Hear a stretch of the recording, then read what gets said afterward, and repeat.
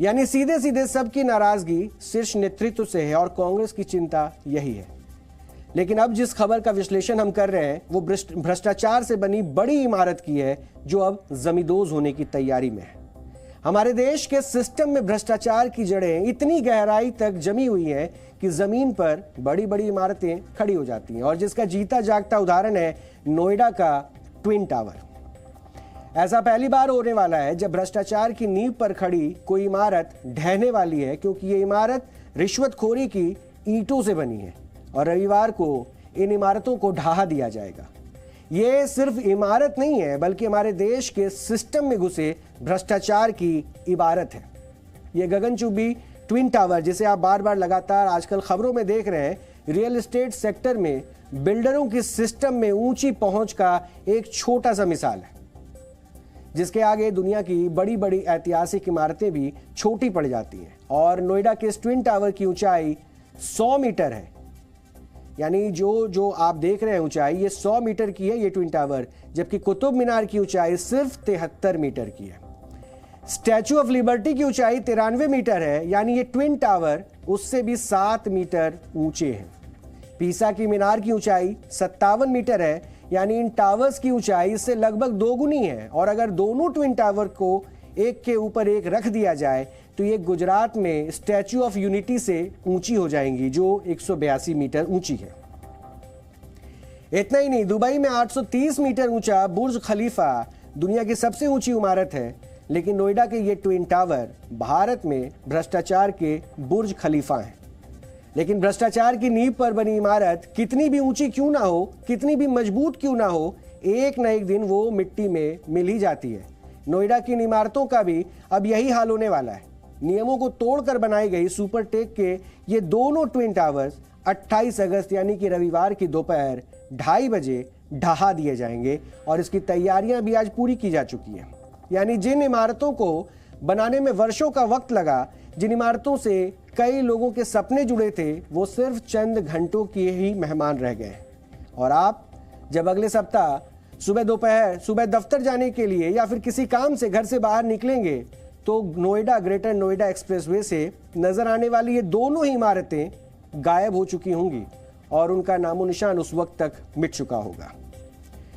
आज आपको ये जानना भी जरूरी है आपके लिए कि आखिर ये कहानी कहां तक पहुंची, आखिर यहां पर कैसे, क्योंकि ये कहानी शुरुआत कहां से हुई थी और यहां तक पहुंचने के पीछे की वजह क्यों है, क्या है, क्यों इस इमारत को अब तोड़ा जा रहा है, ये भी आप जरूर जानिए। क्योंकि ऐसा इसलिए हुआ कि 100 करोड़ की लागत से बन रही इन इमारतों को पूरा होने से पहले अभी गिराया जा रहा है, तो इसके पीछे है भ्रष्टाचार की वो सीढ़ी जिसका इस्तेमाल यहां पर किया गया। आज हम आपको इस मामले से जुड़ी एक चीज शुरू से बताएंगे। दरअसल ये विवाद करीब 1.5 दशक पुराना है और 23 नवंबर 2004 को नोएडा अथॉरिटी की तरफ से सुपरटेक एमराल्ड कोर्ट प्रोजेक्ट के लिए 48,263 वर्ग मीटर जमीन आवंटित की गई थी। वर्ष 2006 में बिल्डर ने इस प्रोजेक्ट का नक्शा भी पास करा लिया और एमराल्ड कोर्ट प्रोजेक्ट लॉन्च भी कर दिया गया। इस प्रोजेक्ट में ग्राउंड फ्लोर के अलावा 11 मंजिल ऊंचे कुल 14 टावर्स बनाए जाने थे।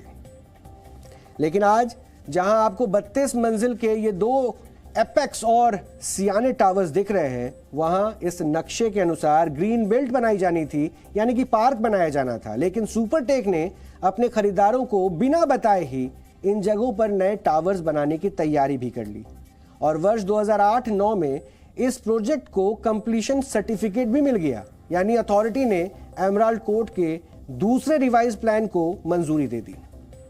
अब यहीं से पूरा खेल शुरू होता है।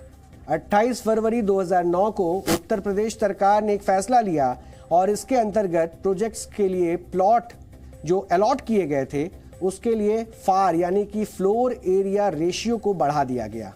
ये रेशियो यानी फार ही तय करता है कि बिल्डर उसे आवंटित हुई जमीन पर कुल कितनी मंजिलें बना सकता है। अब सरकार के इस फैसले की वजह से सुपरटेक ग्रुप को इन इमारतों की ऊंचाई 73 मीटर यानी कि 24 मंजिल तक बढ़ाने की मंजूरी मिल गई।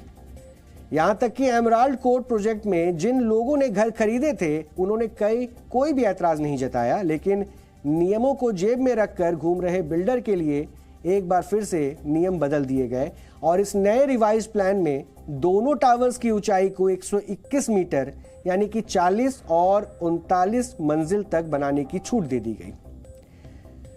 अब आप सोचिए कि नक्शे में जो जगह ग्रीन एरिया के रूप में दर्शाई गई थी, वहां अधिकारियों की मिलीभगत और बिल्डर के लालच की वजह से 40 मंजिल की एक इमारत तैयार हो गई और प्रोजेक्ट के विज्ञापन में ग्रीन एरिया देखकर घर खरीदने वालों के लिए ये एक ठगी से कम नहीं था। यही नहीं, इन टावरों के निर्माण के दौरान करीब की बिल्डिंगों के बीच जो उचित दूरी होनी चाहिए, जिसका मापदंड तय होता है, उसका भी ख्याल नहीं रखा गया। और नेशनल बिल्डिंग कोड एक्ट 2005 के अनुसार दोनों ऊंची इमारतों के आसपास कम से कम 20 मीटर की जगह होनी चाहिए थी, लेकिन ये नए टावर्स पुराने टावर्स से सिर्फ 9 मीटर की दूरी पर है। इसके अलावा इनमें फायर सेफ्टी से जुड़े भी मानकों का उल्लंघन किया गया है। यानी एमराल्ड कोर्ट प्रोजेक्ट में जब लोगों ने निवेश किया था, तब उन्हें इन नए टावरों की कोई जानकारी नहीं थी, और जब ये ऊंची इमारतें उनके घरों के ठीक सामने खड़ी हो गई, इतनी ऊंची इमारतों की वजह से उनके घर में धूप और हवा जब जगह पे नहीं पहुंच पा रही थी, उस समय दिक्कतें बढ़ने लगी और इसलिए इन खरीदारों ने फिर विरोध शुरू किया और एमराल्ड कोर्ट की RWA यानी कि residence welfare association Noida authority के पास पहुंची। लेकिन वहां भी खरीदारों की कोई मदद नहीं हुई, किसी ने भी उनकी बात नहीं सुनी और आखिरकार वर्ष 2012 में ये लोग बिल्डर के खिलाफ इलाहाबाद हाई कोर्ट पहुंच गए और हाई कोर्ट ने वर्ष 2014 में इन दोनों टावरों को गिराने का आदेश जारी कर दिया। उस वक्त तक दोनों की 32 मंजिलें बन चुकी थी और इसके बाद हाई कोर्ट के फैसले को सुप्रीम कोर्ट में चुनौती दी गई और फिर सुप्रीम कोर्ट में भी करीब 7 वर्षों तक ये मामला लगातार चलता रहा और 31 अगस्त 2021 को सुप्रीम कोर्ट ने खरीदारों के पक्ष में फैसला सुनाया और 3 महीने के अंदर दोनों टावर्स को गिराने का आदेश जारी कर दिया गया। सुप्रीम कोर्ट ने सुपरटेक को इन सभी खरीदारों को 2 महीने के अंदर उनकी पूरी रकम 12% सालाना ब्याज के दर के साथ लौटाने का भी निर्देश दिया था और इसके साथ ही सुपरटेक को एमराल्ड कोर्ट RWA को 2 करोड़ का मुआवजा देने का और बिल्डिंग गिराने का पूरा खर्च उठाने का भी आदेश उसे दिया गया। यानी सुप्रीम कोर्ट के फैसले के अनुसार इन दोनों टावर्स को नवंबर 2021 में ही गिरा दिया जाना था, लेकिन तकनीकी कारणों से इस डेडलाइन को 3 बार बढ़ाया गया और अब आखिरकार 28 अगस्त की दोपहर 2:30 बजे ये दोनों टावर्स मिट्टी में मिला दिए जाएंगे।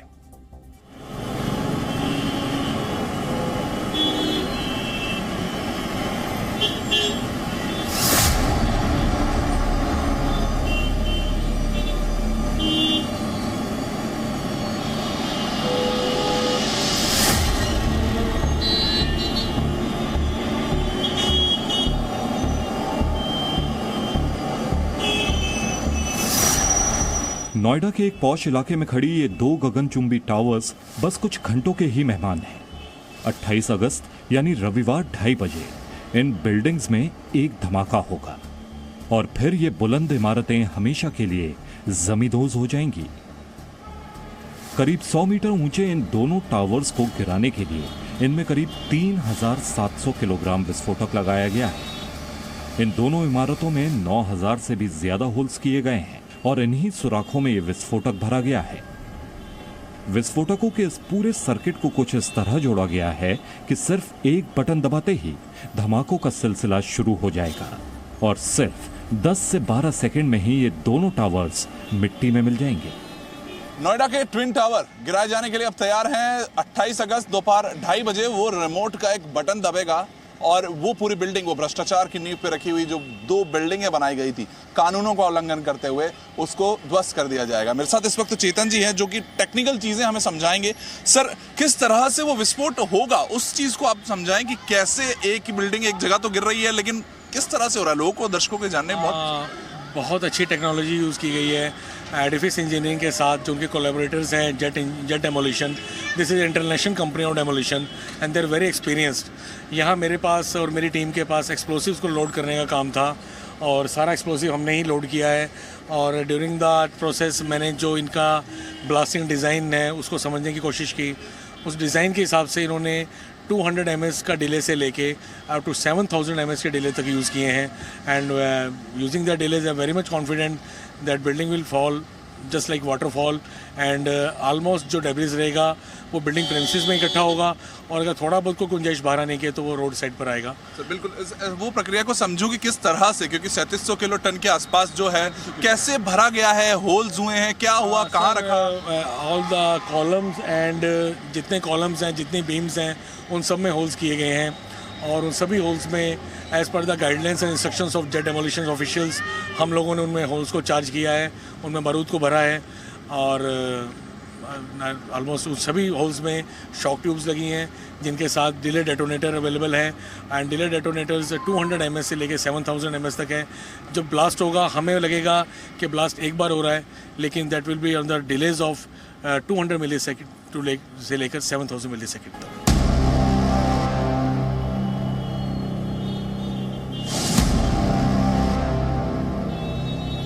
रिहायशी इलाके में मौजूद इस इमारत को गिराना आसान काम नहीं है। इमारत भले ही तय जगह पर धराशायी हो जाए, लेकिन इससे निकलने वाली धूल और पत्थर के छोटे छोटे टुकड़ों को रोकना बेहद मुश्किल है। हालांकि बिल्डिंग गिराने वाली दोनों कंपनीज जेट डेमोलिशन और एडिफिस का दावा है कि सब कुछ तय प्लानिंग के हिसाब से ही होगा और किसी को घबराने की जरूरत नहीं है। इनमें कंक्रीट फ्लाई का बड़ा खतरा रहता है and you can control the direction of fall, but जब एक्सप्लोजन होता है और कंक्रीट फ्लाई करता है आप उसकी डायरेक्शन को और उसकी स्पीड को कंट्रोल नहीं कर सकते। एंड एडिफिस इंजीनियरिंग के सामने सबसे बड़ा चैलेंज यही था कि ड्यूरिंग द ब्लास्ट, जब ब्लास्ट होगा तो जो कंक्रीट है वो फ्लाई करके आसपास की बिल्डिंग्स को हार्म कर सकता है, लेकिन उन्होंने बहुत अच्छा प्रोसेस आउट किया है। आप जो ये वाइट और ब्लैक कलर के ब्लैंकेट्स देख रहे हैं, ये नॉट मेरे ब्लैंकेट्स नहीं है, इन ब्लैंकेट्स के नीचे ये सब ब्लैंकेट्स वहाँ लगे हैं जहाँ जहाँ हम लोगों ने होल्स को चार्ज किया है। अच्छा, अंदर भी बाहर जहाँ भी होल्स हैं और जहाँ होल्स को में एक्सप्लोसिव भरा गया है उनको चार्ज किया गया है, वहाँ सब तरफ ये लगे हैं। और ये सिर्फ ब्लैंकेट्स नहीं हैं, इनके नीचे पहले 4 लेयर्स ऑफ आयरन मैश जो कि स्ट्रांगली फिट की गई हैं और उसके ऊपर this is not a simple blanket, this Jio fibre and 2-3 layers of Jio fibre लगी है। एंड इस प्रोसेस को देखते हुए वेरी मच श्योर कि पत्थर तो बहुत बड़ी बात है, एक कंकर भी फ्लाई करके इधर से उधर नहीं जाए। धूल का कोई इलाज नहीं है, इसलिए आसपास की दूसरी इमारतों को भी खास तरह के पर्दों से ढक दिया गया है। जब वो मलबा इकट्ठा होगा तो उसके बाद आसपास फैलने लगेगा वो मलबा, लेकिन दूरी है सिर्फ 9 मीटर। और जो वो कंपन होगी विस्फोट के बाद, जो आवाज होगी विस्फोट के बाद, जो धूल का गुबार होगा, उसके लिए भी तैयारियां की जा रही हैं कि वो कंपन होगी तो आसपास की जो बिल्डिंग्स हैं, जो टावर्स हैं, उनका मजबूत होना बेहद जरूरी है। इसीलिए आप सोचिए कि उनकी स्ट्रेंथनिंग की गई, उन पे काम किया गया, उन पे कंस्ट्रक्शन हुआ, उनके वो जो पिलर्स थे उनको मजबूत किया गया। और उसके बाद अब ये धूल से बचने के लिए लगातार जो एक खास कपड़े का उपयोग किया गया है, वो टेक्सटाइल, जो जियो टेक्सटाइल का जो इस वक्त वो कपड़ा है उसका उपयोग किया गया है कि लोगों के घरों के में जो मिट्टी है, जो धूल का गुब्बार आएगा, जो मलबा खत्म होने के बाद जो हिस्सा होगा, वो मिट्टी यहां पर ना पहुंचे, वो कोशिशें हैं। बारूद से ढके इन दोनों टावर्स से सिर्फ कुछ मीटर की दूरी, यानी लगभग 30 फीट की दूरी पर ही एक दूसरी इमारत भी मौजूद है। सुपरटेक एमरेल्ड के इन निवासियों को डर है कि कहीं ये धमाका उनके घरों को भी ना हिला दे। वी आर टोटली ब्लैंक और समझ में नहीं आ रहा है कि क्या करें। ये तो होने वाला ही है, पर हम क्या करें, कोई किसी का कुछ नहीं पता हमें। हम तो एक तरह से we are living it on the board कि क्या करेंगे, हमें यही नहीं समझ में, कर क्या सकते हैं। प्रशासन की तरफ से कहा गया है सर कि दुकान जो है ये बंद रहेगी, यहाँ पे एक भी आदमी नहीं दिखना चाहिए। सामान या तो आप भर के ले जाइए या छोड़ना तो छोड़ जाइए, पर आदमी एक भी यहाँ पे नहीं दिखना चाहिए। बंद हो गया प्रॉपर, सारे इलेक्ट्रॉनिक्स आइटम्स जो थे सब डिस्कनेक्ट कर दिए, एमसीबी बंद कर दिए, एसी को कवर कर दिया गया है, चिमनीज, एग्जॉस्ट फैन, काफ़ी काम था। मतलब इट्स नॉट इवन कि पेंटिंग्स तक को बोला गया कि नीचे उतार के रख के जाइए कि अगर थोड़ी सी भी कहीं वाइब्रेशन हो तो कुछ नुकसान नहीं होना चाहिए। इस डेमोलिशन के लिए वहां की RWA ने पूरी प्लानिंग कर ली है। आसपास के सभी लोगों को सुबह 7 बजे तक अपने घर खाली करने होंगे। इसके बाद ये पूरा इलाका बंद कर दिया जाएगा और जब शाम 5 बजे ये लोग दोबारा अपने घर लौटेंगे तो इन दोनों टावर्स का नामो निशान मिट चुका होगा। हमने एक प्रोटोकॉल और गाइडलाइन बनाई है, उसकी हम इंटेंस प्लानिंग यहाँ पे कर रहे थे। तो आप जो ये बोर्ड देख रहे हैं, इसमें हम कैसे कैसे इवैक्यूएशन करेंगे और टावर्स को कैसे प्रोटेक्ट करेंगे, ये पॉइंट्स हैं हमारे। इसमें हम 15 टावर्स हैं हमारे यहाँ टोटल, और जब हम यहाँ पे टावर्स इवैक्यूएट कर देंगे लोग, तो उसके बाद हम कैसे यहाँ पे चेकअप करेंगे एक एक चीज़ का, ये इसमें आप लिखा हुआ देख सकते हैं। सुबह 6 बजे से इवैक्यूएशन 7 बजे की डेडलाइन है। 7 बजे के बाद यहाँ पे कोई सब हम lift, machine rooms, tower lights, lobby, ये सब बंद कर देंगे। सो जब ये सर्विसेज बंद हो जाएंगी, people have to leave, there is nothing left. इस पूरी प्रक्रिया को लेकर भले ही यहाँ के लोगों में एक डर हो, लेकिन उनके चेहरे पर खुशी भी दिखाई देती है। ये खुशी सालों तक लड़ी गई लड़ाई के मुकाम तक पहुंचने की है, यानी सब कुछ तैयार है और बस देरी एक बटन दबाने की है, और इसके बाद यहाँ सिर्फ मलबा रह जाएगा। दोपहर 2:30 बजे 28 अगस्त को एक रिमोट का बटन दबेगा और एक पानी की लहर की तरह ये बिल्डिंग नीचे से ऊपर की तरफ जो बम विस्फोट होंगे कुछ मिली सेकेंड्स के अंतर पर अलग अलग जगह पे इस बिल्डिंग में नीचे से एक फ्लो की तरह ऊपर जाएंगे और वो बिल्डिंग एक साथ नीचे आ जाएगी। वीडियो जर्नलिस्ट राहुल के साथ वरुण भसीन, जी मीडिया, नोएडा।